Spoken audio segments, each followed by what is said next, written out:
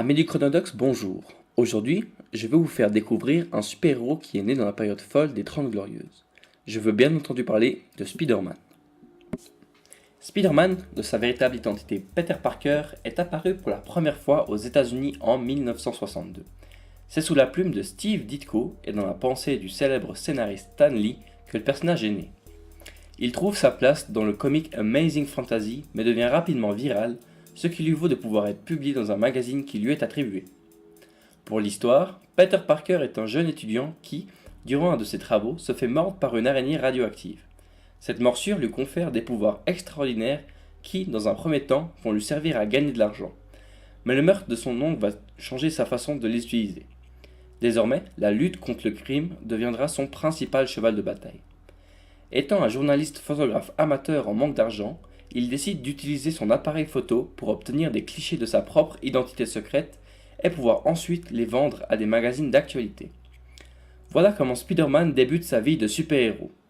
Depuis sa première apparition, le protégé de Stan Lee va illustrer des centaines de planches de comics et être adapté à la télévision plus d'une dizaine de fois. Stan Lee a dit à propos de Spider-Man, c'est le super-héros que vous pourriez être.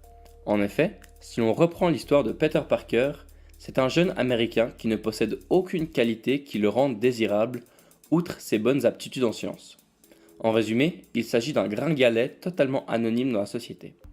C'est de là que M. Lee va chercher ses inspirations, car les adolescents des années 1960 avaient de la peine à s'identifier parmi les super-héros existants du genre Superman ou Captain America. C'est pourquoi la vie initiale de Spider-Man n'a strictement rien de spécial. Ainsi, beaucoup de personnes ont pu s'identifier à lui, surtout les jeunes. Je vais donc explorer le sujet suivant. Comment Stan Lee utilise Spider-Man pour illustrer la jeunesse américaine? Les événements suivants décrivent la situation des États-Unis dans les années 60. À ce moment, la guerre froide bat son plein. De ce fait, une course à l'armement massive est en cours entre la Russie et l'Occident. Malheureusement, les armes atomiques prédominent et la menace d'une guerre nucléaire entre les deux nations est bien présente. Cette époque fait également partie des 30 Glorieuses. Pour les États-Unis, le phénomène le plus flagrant sera le baby-boom ainsi que l'accroissement de la production des biens de consommation.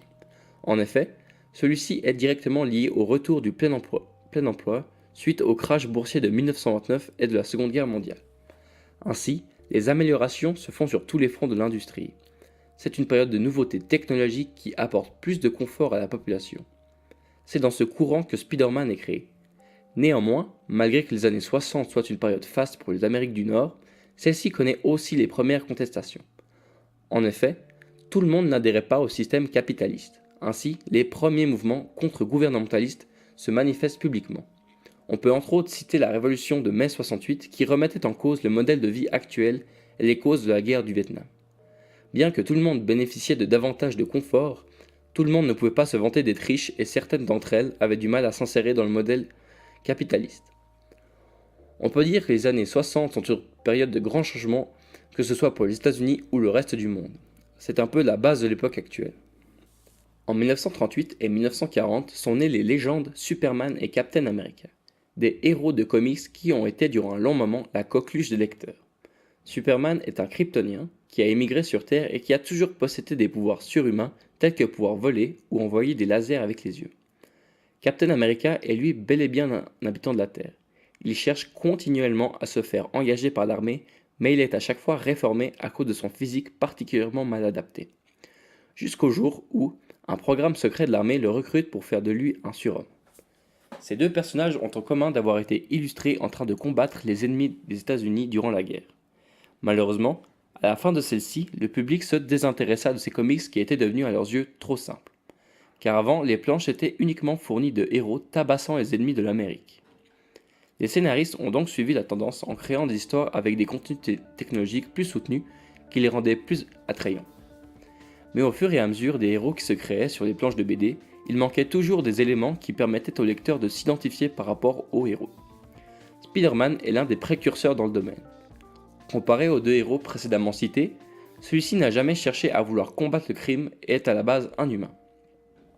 Stan Lee n'a donné à Spider-Man aucune caractéristique qui lui permettait de sortir du lot, que ce soit parmi ses caractéristiques physiques ou morales.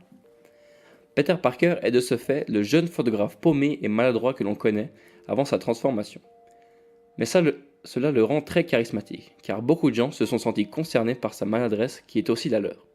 Sans compter que sa vie n'est pas synonyme de réussite professionnelle ou amoureuse. Pourtant, une fois dans le costume de super-héros, il peut matérialiser les rêves du lecteur, le corps faible devient fort et désirable.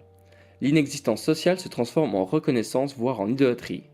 Et la possibilité d'aimer et être aimé se présente enfin. Pour certains lecteurs, la métamorphose de ce Monsieur Tout-le-Monde en super-héros représente la possibilité de fugue d'une réalité monotone. Si de façon générale, les comics ont un lectorat jeune, c'est car ceux-ci traitent des questions telles que l'affection ou l'intégration sociale. Peter Parker, qui est surnommé rat de bibliothèque par ses camarades, en est un bel exemple. Certes, les lecteurs ne sont pas exclusivement composés d'adolescents, mais ceux-ci sont les principaux concernés face à ces problèmes. Les super-héros sont désormais un exemple pour eux, car dans leur vie civile, ils ont les mêmes soucis que n'importe qui d'autre. Mais une fois leur costume revêtu, ils changent et sont désormais des modèles aux yeux de tous.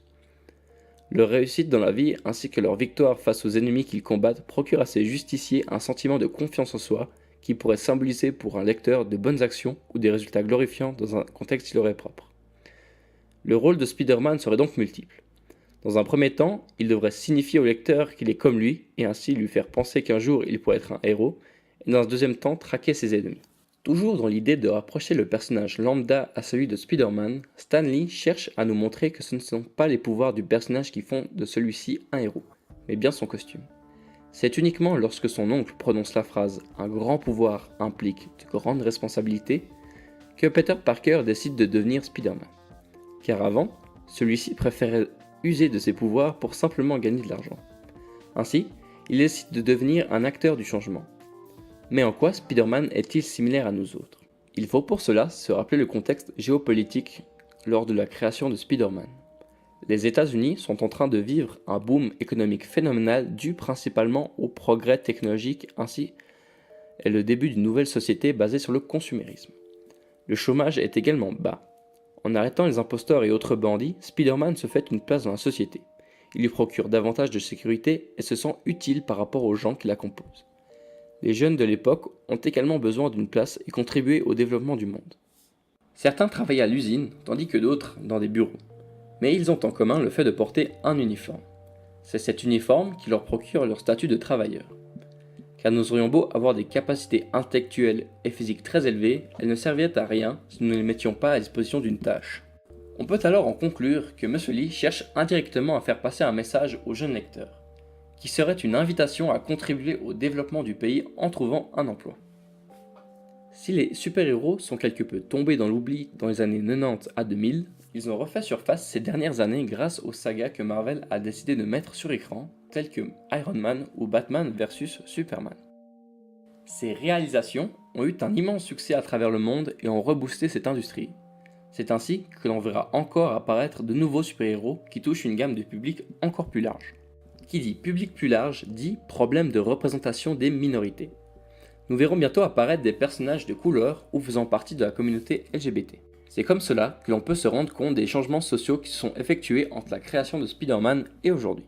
Dans le prochain épisode de Chronodox, vous aurez la chance de vous faire présenter Wonder Woman par Alice.